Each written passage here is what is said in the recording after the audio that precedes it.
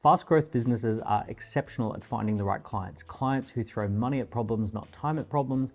Clients who are absolutely delighted when you can solve their problem, even when you charge top prices for it. So how do we find the right clients? The absolute perfect clients are people who want to throw money at problems, not time at problems. Now, I have seen so many businesses that go after the wrong client. I've seen businesses that are targeting students who are broke. I've seen businesses that are targeting small businesses and startups that have no money and no budget. And those businesses are notoriously hard to get off the ground because by definition, they're deliberately targeting someone who doesn't have a budget. They don't have money to spend. And in many cases, even if you target someone who's got money, but they've also got a lot of time on their hands, they can be bad clients as well because they want to get like hands-on and they want to fiddle with things and change things. And that's not ideal either. So client selection is a huge part of growth. Fast growing companies are very good at defining the perfect client who's got money to spend, who's not going to meddle, who's going to be a delightful client to work with. And if you can get this right, your business is going to grow and you're going to enjoy the process. So let's talk about how to find the right clients. So the perfect client has got 3 things that we want to check in on. Number 1 is that they have budget. They've got money. There's money to spend. They either have a budget in mind or they have so much disposable income that they can find the budget if they find something that solves their problem. Number 2 is they have a dissatisfaction. There's an unmet need. There's a problem that they're frustrated by. There's something that is less than perfect in the world and they want to fix that. They want to address it. And number 3, they're time poor. People who have got too much time on their hands, they're going to be difficult clients because they want to take up lots of your time or your team's time. They want to meddle with things and that's not ideal either. So we're looking for people who've got a problem to solve. They've got money to throw at the problem and they're not going to get involved. They just want to outsource it to your business. They want a solution delivered for them. So let's explore all 3 of these. So let's start with money. With every audience that you could build, there's going to be this dichotomy of a niche market versus the mass market. Now, the mass market, we'll call that 90% of the people in the audience, of people paying attention to this thing, and we'll call the niche market the top 10%. Now, our research has discovered that the top 10% of any audience has 60% of the budget to spend, and the bottom 90% of the audience has 40% of the budget to spend. So 90 people out of 100 share in 40% of the total budget. 10 people out of 100 have 60% of the total budget, which means this top 10%, they've got massively higher budgets. Your business needs a filtering mechanism. You need to be able to filter whether someone is in the top 10% or the bottom 90%. Now, I like to call this a niche market, and I like to call this the mass market. So the mass market, they shop around on price. They're looking for the most they can get for the least amount of money. The niche market, they shop on passion. They want to join a community. They want to understand that you connect based on passion. They want to work with the supplier who shares their passion, right? So niche markets shop on passion. Mass markets shop on price. You want to go to the top 10%, the affluent niche that is the right one for your business to serve. Now, really, really big businesses, the multi-billion-dollar corporations, they exist to serve mass markets. That's what they're really good at. Big companies are great at serving mass markets, and small businesses are really good at niche markets because small businesses have that shared passion. Big businesses are not great at passion, but they're really good at distribution. So leave the big businesses to the mass market, and as a smaller business, go after the passionate, affluent niche market. So let me give you a little example. Imagine a local gym, a massive gym chain that is like everywhere all across the country. They're probably going to have a cheap gym membership that's maybe $39 a month, whereas a niche little boxing gym or a niche little CrossFit gym might do something special, might be more community driven, might be more education and training driven, might have something really passionate and special going on inside that gym, and they're probably going to have a membership of $200 a month. So a small local passion-based gym is going to probably be much more expensive than a national generic gym that's rolled out everywhere. So the message here is don't be trying to compete with big companies on price. Go after the people who care about passion more than price. Now, the key is that you need some way of filtering between these 2 things. Now, what I like to use is a self-assessment. So when customers come and do any business with any of my companies, we get them to fill in an assessment, and inside the assessment, there is a qualifying question. And the qualifying question tells me, do they care more about price or do they care more about passion? Are they mostly motivated by getting the cheapest deal, or are they mostly motivated by getting something that is unique to their situation. So in my online assessments, we use Score App, we use quizzes. We always have a qualifying question that tells us which side of the fence, are they part of the mass market or are they part of the niche market? And that qualifying question is the difference between whether we talk to them as a sales lead or whether we put them on a nurture campaign as a marketing lead. Okay, so let's talk about the next thing, which is the problem that people have that they need to solve. So every single customer has something in their head called the situational model.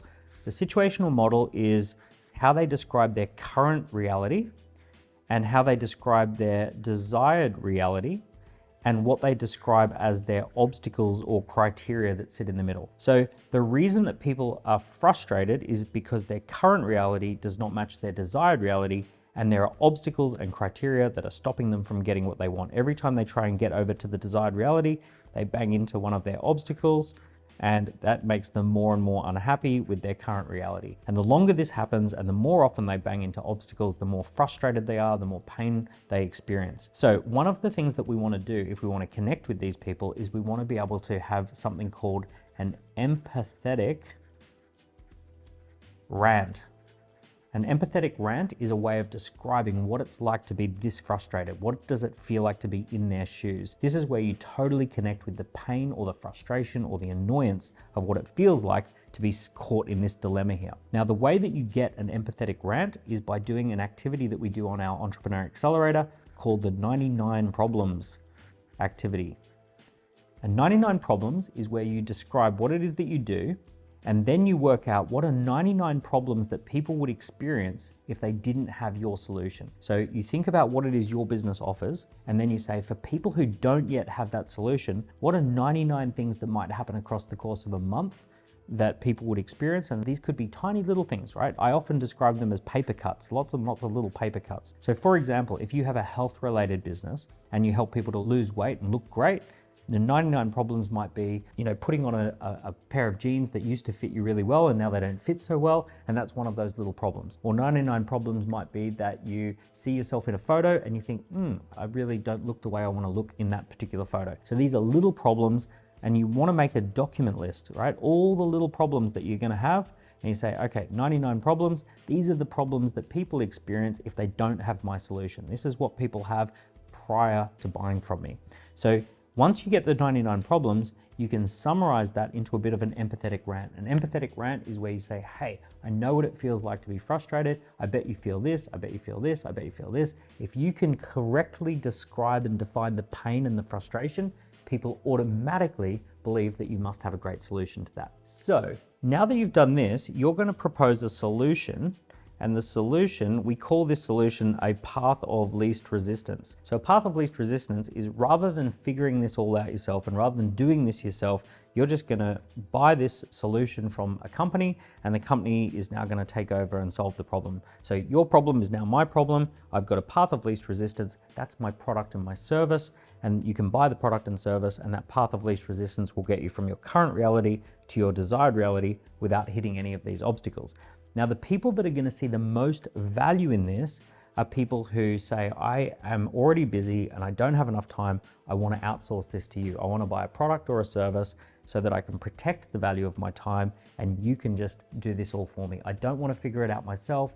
I don't want to invent my own solution. I want someone who's an expert in this to have come up with something that I can just buy. Now, who are the types of people who have no time? Well, they're typically going to be people who are maybe executives, right? So they're like leaders. They've got lots of, not enough time and lots of money. It might be entrepreneurs. Those are people who are running their own businesses. They're self-employed. They have employees themselves. They want to stay focused on the thing that is the high value thing for them, and they want to outsource anything that is not their high value activity. You might have people who are parents, and you say, okay, if you're a parent and you've got young children, you've probably got not a lot of time available. It could be people who travel a lot because so much of their time is taken up with commute or with the travel experience. So you want to make a list of all the people who are the types of people who are time poor, right? These are people who can't afford to just throw time at the problem. They want to throw money at the problem rather than time at the problem. And they just want that path of least resistance that's done for them. Because people who are not time poor often want to throw time at learning and meddling and getting involved and all of those sorts of things. So the way to solve that is deliberately target people who are busy, they've got other things, they've got other focuses, their time is better spent on those things as opposed to trying to figure it all out themselves. So what we're looking for, you've got money because you're in the top 10% and you're passionate about a particular outcome.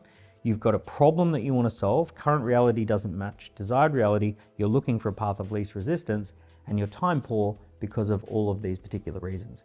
Now, you as the entrepreneur, the more that you understand these dynamics, the more you understand why someone would spend money versus time, the more you understand what is their situational model and what's your path of least resistance, the more that you can do an empathetic rant based upon the 99 problems that people are experienced, the more that you can connect with people about how busy they are and how they just want the problem solved, then your product or service is going to increase in perceived value based upon the situation that they're in versus just purely and simply the basis of the product or service that you offer. So once you've got all of that mapped out, then you know who your perfect client is. Let me tell you how we applied this at ScoreApp. So ScoreApp is our software company. It's software that helps you to market your business using quizzes and assessments.